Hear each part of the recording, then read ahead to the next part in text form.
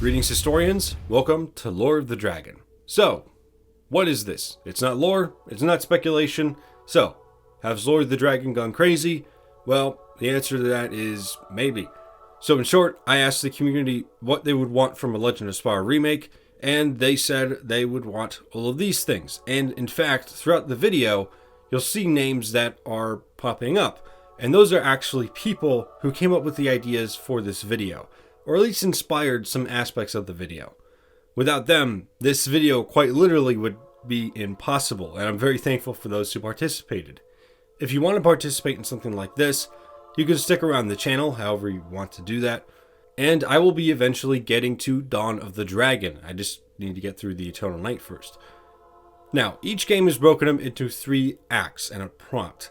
We are now in the first act of the Eternal Night, and for those who want to participate in something like this, I will be eventually getting to Dawn of the Dragon, which there you can participate and you can share your ideas there for how you think a reignited version of Dawn of the Dragon would go. But for now, let's get through the Eternal Night, which I think is going to be pretty cool with some of the ideas that were proposed. Anyway, I hope to see you all on the other side, and thank you to everyone who participated in this thus far. The game would start off in the same way the original The Eternal Night did, with a dream of the battle in Convexity, and the events that transpired there, along with the distant voice calling to Spyro over and over. Spyro in fear would wake up, seeing that the day had dawned. Beside him would be Sparks, and looking upon him would be Ignitus, simply saying to the purple dragon, it was time for more training. This first level would be during the day. Spyro, Cinder, and Sparks, with the oversight of Ignitus, walking through the Dragon Temple. You would take control of Spyro, and this first walk would be a basic rundown of movement, walking around, jumping, that sort of thing. An event tutorial would come later. As well, the levels in this game would provide you with a name somewhere, probably in the corner of the screen, with the levels in this act being the Temple, the Night Raid Attack, Time is Running Out, and going into the next act, Into the Unknown. These would appear italicized along with the character you are playing, and the location of where the character is. For a bit, you would be able to explore, seeing that the temple had been cleared out since the time between the games, which would be around 2 weeks. The temple had been somewhat returned to any order by then. Now, the training would be watched over by Ignitus, and would cover the basic combat of the game, using non-elemental and elemental combat at some points against straw enemies.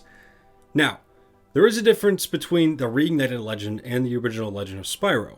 Spyro himself never lost his elements at the end of A New Beginning. In fact, he still has them, and they're about at the same level as they were in the last game. Just, they aren't quite mastered. Throughout the game, you would start to master these elements, and in fact, learn new ones. However, for the time being, you'd be stuck to generally what you had in the previous game. Now, after this training against dummies, Ignitus would suggest that Spyro and Cinder spar against each other to test themselves. Spyro would be somewhat excited, even given the fact that they recently had a fight, while Cinder would be more reluctant, mentioning that the fight they had was only a few weeks before, and was not quite on friendly terms. But Ignitus, understanding where Cinder was coming from, would say that in this war, everyone has to be ready to fight, for themselves and those around them. It was a safe place that they were in, and better to train there under his advice than on the battlefield. Cinder would hesitantly agree, and the spar would begin. The spar would see you in control of Spyro first, but when you reach the second round, you would be able to do something that will become a trend in this game. You will be able to switch between Spyro and Cinder in this fight. You would begin to learn the abilities of Cinder, but as of this moment, she would only really use Wind, and have a completely different moveset to Spyro. Whereas Spyro was about striking hard and power, Cinder would be faster and more about precision strikes. Over time, however, you would unlock different elements. Some of you may already know what those are, because they will lead into the next game, which is the Reignited Dawn of the Dragon. Now, to explain Wind, Wind has a few abilities and uses, blowing enemies away if they are overwhelming Cinder, and as a more offensive ability, a sort of tornado as a Y or triangle ability, in which while in it she could use it as a whirlwind, lifting herself up and either using it for platforming or to dive upon her enemy. You might even have mentions of Terrador from Cinder as their training, mainly on how to use the wind element. His lessons on how to use it would be crude, but she'd attained some knowledge from it nonetheless, as Earth's relationship with wind might have given him some knowledge on how it's used, and something that he could teach Cinder. Now, after this fight, you would once again be able to explore the temple along with either one of the two dragons, either using Spyro or Cinder to travel around. Both the temple and the Pool of Visions, if you revisited them, would be consistent in appearance, as some have pointed out. In the original games, they were not. If you visited the courtyard from the last game, Cinder might reminisce about the beginning of A New Beginning, asking Spyro if he remembered at all what happened, and vaguely, Spyro might know some of what happened, but it would all be a distant memory to him. Plenty of areas would also be like this, and there would even be places where you could use either to get to. Need to get to a high ledge? Use Cinder's wind element. If you need to break through rock, use Spyro's earth element. In the temple as well, Ember would be waltzing around, and quickly the relationship between her and Cinder would be established, which might be more akin to a loose friendship or acquaintanceship. In fact, if you were playing as Cinder and talked to Ember, she might say some thoughts on Spyro or something unique to them. If it was Spyro that you talked to Ember with, then you might get to see that Ember does have some animosity towards Cinder, mainly for her past deeds. However, she doesn't entirely let that get in the way of talking to her, and over the course of a few weeks, she's gotten to know Cinder a little more. In some ways, she's trying to learn from Spyro how to be kind to Cinder. However, at this point in time, it's still a little difficult for her, as some might imagine. In other parts of the temple, you could find the living quarters of the Guardians. In the Reignited A New Beginning, these areas were blocked off by rock, too tough for Spyro to get through. But as for the Guardians, they were able to make it somewhat livable for themselves. Cyril's quarters especially would be quite lavish in design. Voltaire's would be filled with scientific books, some of which you could read. As well, throughout the temple, you would be able to find quills, a sort of collectible within the temple, and in other areas of the game. Dragon relics would be the same as they were within the Eternal Night, and throughout the game, you would find various pieces of art, be it concept art or even art from individuals in the world, perhaps. Other areas might have what are called dragon scales, a means of customizing Spyro and now Cinder even further than in the last game. These could offer some level of alternate scale color for Spyro and Cinder, and perhaps these even could serve as references, along with the usual customization like scarves or armor or something of that nature. This would mark the end of the first mission essentially, and lead you to nighttime, where the Guardians, Spyro and Sparx were resting. But Spyro would have a nightmare calling back to the battle in Convexity, a voice shaking him to his core. He'd wake up and realize in mere moments that Cinder wasn't around. Like in the original The Eternal Night, he would look for her, and this would somewhat go like it did in the original game, with her mentioning she felt out of place. But to develop their friendship further, instead of going silently into the night, she would walk with Spyro and discuss the voice she kept hearing, and her general feelings.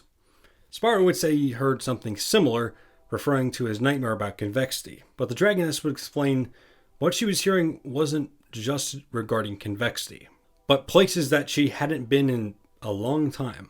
To her, it felt as if her past life was calling to her, wishing to relive the days under the Dark Master's corruption.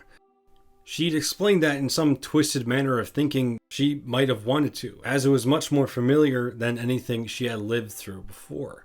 There was a sense of normalcy to it, though she acknowledged the horrors of it nonetheless.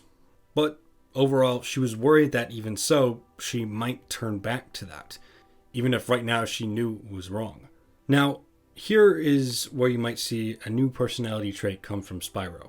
He'd start to talk about his own home, the mushrooms, the Silver River, all the dragonflies welcoming him despite his appearance, or some that made fun of him for it. At first, Cinder might not see it as a great comparison, given how the two paths don't really match up outside of the temple raid. But he continued. He mentioned that now whatever was happening was extremely unfamiliar to him. that he said to be some sort of all-powerful and prophesized dragon. But he would say that there was a small part of him that wanted to go back to his adoptive family and back to his home. However, instead of continuing on, he would say this to Cinder, that even though things seem unfamiliar and there might be some sense of wanting to return to that familiarity, terrible or blissfully innocent, maybe part of life was just working with those around you to help you through that stage. Cinder would chuckle and say that's a bit too deep for him, and wondered if he read it somewhere, which Spyro mentioned he might have gotten from Ignitus. They'd sit there a while, both in silence, until a battle cry could be heard. The Dragon Temple was under attack. The following fight would see Spyro take the lead and beat the apes back. Eventually, Spyro and Cinder would run into a masked ape. This ape's voice would be muffled like his original counterpart, but in the midst of their confusion, he would throw an explosive that would knock out the purple dragon, leaving Cinder by her lonesome. He would then fight off these apes as her, using her abilities to protect Spyro from any more harm, until in good time the Guardians came along with Ember and Sparks. The explosion would already have put her on edge, but what came next she didn't expect at all. While Ignitus was glad for her and that she protected Spyro, the other Guardians were more focused on the issue of Spyro almost having been killed, especially by her wandering into the dark, causing him to follow. Cyril even going as far as to blame the attack on her presence, calling out both her and the choice to bring Cinder to the temple. This sudden feeling of guilt over Spyro getting hurt, which was only hammered in by the likes of Cyril out of condemnation and Terrador out of wanting to give discipline, it all piled onto her mind. She, without warning, would bolt into the darkness, wanting to run away from it all, but subconsciously follow the voice in her head.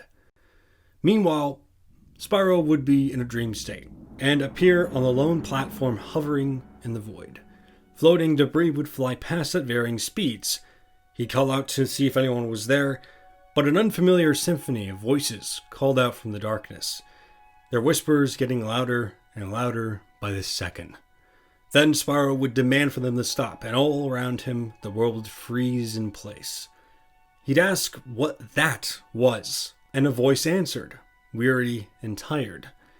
It spooked Spyro for sure, but it would try to explain what exactly happened, referring to it as Dragon Time. He'd explain, like in the original The Eternal Night, that the purple dragon was one that could possess many elements, powers that some might consider to be unnatural, which included the power of time, but the voice would mention only to use this power in the most dire of situations, and only then. He would beckon for the purple dragon to step forth, and practice with this new ability where it was safe, in the dream state. Now, the big difference this dream state would have to the original is that while it was a void, the more you would progress, the more you would see. It's more like a place out of time. In this first one, towers, statues, and buildings would rest upon floating islands. Fire would be in abundance, lighting the surrounding structures. In a way, it almost reminded Spyro of the Dragon Temple, but as if it was placed in Munitions Forge rather than the swamp. These islands would be reachable with enough effort. It might show you various fragments of the past, perhaps even time echoes from A New Beginning would make a return, showing Spyro glimpses into the lives of past dragons. The time this was set in could perhaps also be implied to be even before Malefor, in what seemed to be a golden age.